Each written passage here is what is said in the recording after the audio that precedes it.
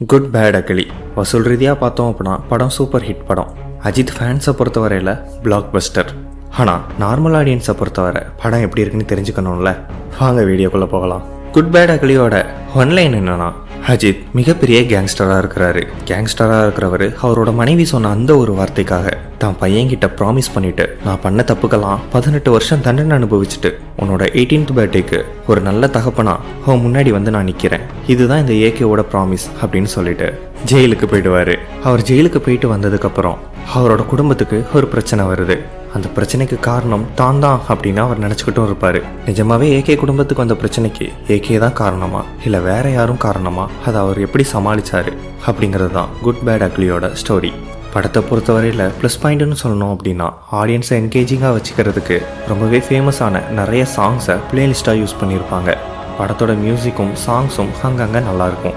இது எல்லாத்தையும் தாண்டி மேஜராக ஒரு ப்ளஸ் பாயிண்ட் சொல்லணும் அப்படின்னா அஜித் அவர்களோட ஆக்ஷன் சீக்வன்ஸ் தான்.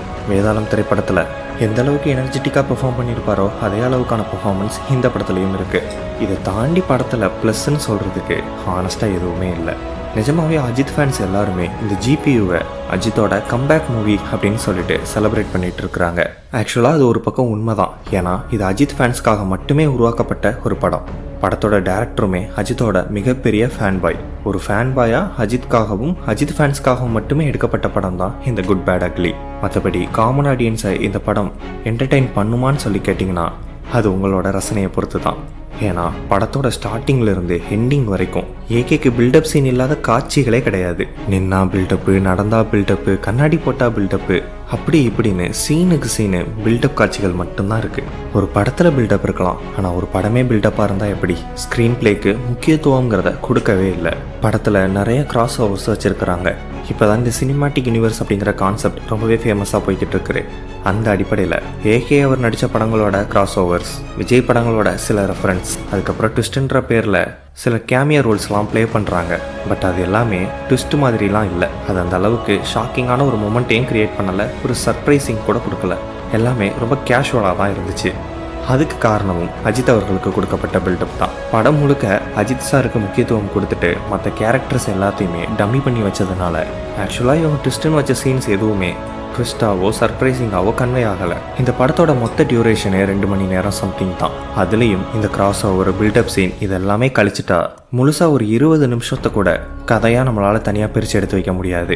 ஏகேயை தவிர த்ரிஷா கொஞ்சம் நல்லா பெர்ஃபார்ம் பண்ணியிருக்கிறாங்க. அப்புறம் பிரபு, பிரசன்னா இவங்க எல்லாருமே ஏகேவை தூக்கி பேசுகிற கேரக்டரில் நல்லாவே பெர்ஃபெக்டாக பண்ணியிருக்கிறாங்க. அது போக படம் முழுக்க ட்ராவல் ஆகிற வீஹான் அப்படிங்கிற ஏகேவோட பையன் கேரக்டர் ரொம்பவே முக்கியமான கேரக்டர். அந்த பையனை சுற்றி தான் கதையே நகருது. ஏகே ஃபைட் பண்ணுறது, டயலாக் பேசுறது, எஃபோர்ட்ஸ் போடுறது, ஜெயிலுக்கு போனது, இது எல்லாமே அந்த ஒரு பையனுக்காக மட்டும்தான். அப்போ அந்த பையன் கூட எந்த அளவுக்கு ஒரு எமோஷ்னலாக ஒரு பாண்ட் கிரியேட் ஆகணும், அப்படி ஒரு எமோஷன் படத்தில் சுத்தமாக இல்லவே இல்லை. அதனாலேயே இந்த படம் நம்ம கூட கனெக்ட் ஆக முடியாமல் போயிடுது. சும்மா அடிச்சுக்கிறாங்க, சும்மா சுட்டுக்கிறாங்க, சும்மா ரிவெஞ்ச் எடுத்துக்கிறாங்க அப்படிங்கிற மாதிரி தான் பார்க்க தோணுது. ஓவராலாக ஒரு காமன் ஆடியன்ஸாக என்னோட ஒப்பீனியன் என்னென்னா, பில்லாவும் ஒரு கேங்ஸ்டர் திரைப்படம் தான். பில்லா எப்படி ஒரு கேங்ஸ்டராக வாழ்ந்தார், அவர் எந்த அளவுக்கு பெரிய ஆள் அப்படிங்கிறத ரொம்ப ஷார்ட் அண்ட் ஸ்வீட்டாகவே அந்த படத்தில் காமிச்சிருப்பாங்க. பில்லா அஜித்தை விட பில்லா அஜித்தா நடிக்க போன அஜித்துக்கு தான் ஸ்க்ரீன் ஸ்பேஸுங்கிறது அதிகமாக இருக்கும். ஆனால் அந்த அஜித் கொடுத்த தாக்கத்தை விட பில்லா அஜித் கொடுத்த தாக்கம் தான் நம்ம எல்லாருக்கும் ஆழமாக பதிஞ்சிருக்கும். பில்டப்க்கும் கிராஸ் ஓவர்ஸ்க்கும் கொடுத்த இம்பார்ட்டண்ட்டை அஜித்தோட அந்த மாஃபியா கேரக்டருக்கு கொஞ்சம் ஒதுக்கியிருந்தா, அதுக்கான ஸ்க்ரீன் ஸ்பேஸ் கொஞ்சம் கொடுத்துருந்தா ஓரளவுக்குனாலும் படம் என்கேஜிங்காக இருந்திருக்கும். அதை விட்டுட்டு ஹாலிவுட்டில் ஃபேமஸான கேங்ஸ்டர் திரைப்படங்கள், சூப்பர் டூப்பர் ஹிட் அடித்த திரைப்படங்களோட ஹீரோஸை மூலமாக அனிமேட் பண்ணி அவங்களோட ஏகேவை கனெக்ட் பண்ணதெல்லாம் சத்தியமாக ஏற்றுக்கவே முடியலை. குறிப்பாக அந்த காட்சியை பற்றி சொல்லணும் அப்படின்னா, அதை பார்க்கும்போது ஒரு மூவி கண்டென்ட் மாதிரி தெரியலை. சும்மா பேருக்குன்னு சோஷியல் மீடியா கண்டென்ட்டில் வியூஸ்க்காக உள்ளே ஆட் பண்ண மாதிரி தான் இருக்குது.